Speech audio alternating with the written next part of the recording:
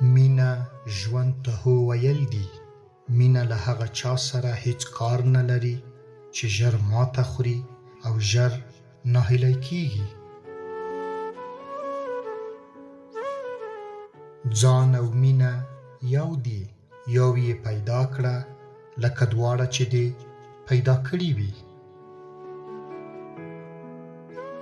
بشر د یوازیتوب او د مینې له نشت څخه زیات ځورېږي. دا ویره د دې لامل کیږي چې موږ په هغه څه بدل کړي چې په حقیقت کې نه یو. څو ځله مې ویلي دي چې څه ونه لرې بل ته یې نشي ورکولی. مینه او پوهه همدغسې وګڼئ. دا دواړه له نورو سره شریکولی شو، خو که یې ولرو. که د سبا لپاره ژوند کوئ، په دې پوه شئ چې هره ورځ له واقعیت څخه یوه ورځ وروسته پاتې یئ. پوهه تل په ناپوهۍ پسې راځي.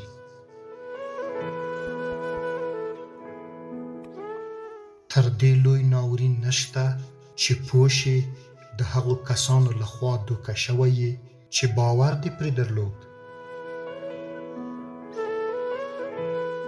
موږ هغه وخت زاړه شوي یو کله چې مو خپله باطني خوښي له لاسه ورکړه. د یو چا د سمې پیژندنې لپاره باید د خبرو په پرتله د هغو چلند ته ډیر پام وشي. لرغونو مصریانو باور درلود چې له مړینې وروسته ترې یوازې دوه پوښتنې کیږي. اول، آیا خوښي مو وموندله؟ دویم، آیا خوښي مو جوړه کړه؟ انسان چې نن څه دی سبا هغسې نه دی. انسان بدي هم د نیکۍ په څیر زده کوي. که په شر او بدي کې خوښ شي هماغه را زیاتوي.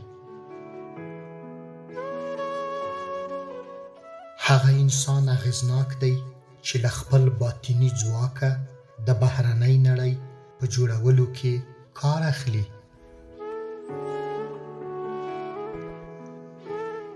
انسان تر مرګه زده کړه کولی شي. یو شی دویم ځلې هم زده کولی شي. په ژوند کې تل د کشف او موندنې لپاره یو څه شته. انسان چې د یو شي په اړه هر څومره وپوهیږي بیا یې هم د هغه په اړه پوهه بشپړه نه ده.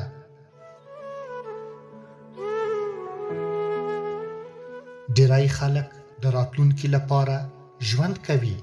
ډیر شته راټولوي او راتلونکي ته یې ذخیره کوي.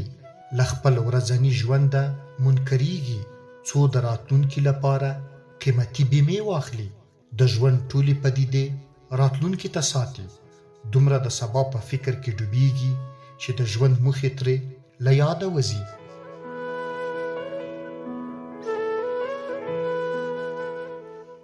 ماضي ځکه ارزښت لري چې ته یې دې ځای ته را رسولی یې.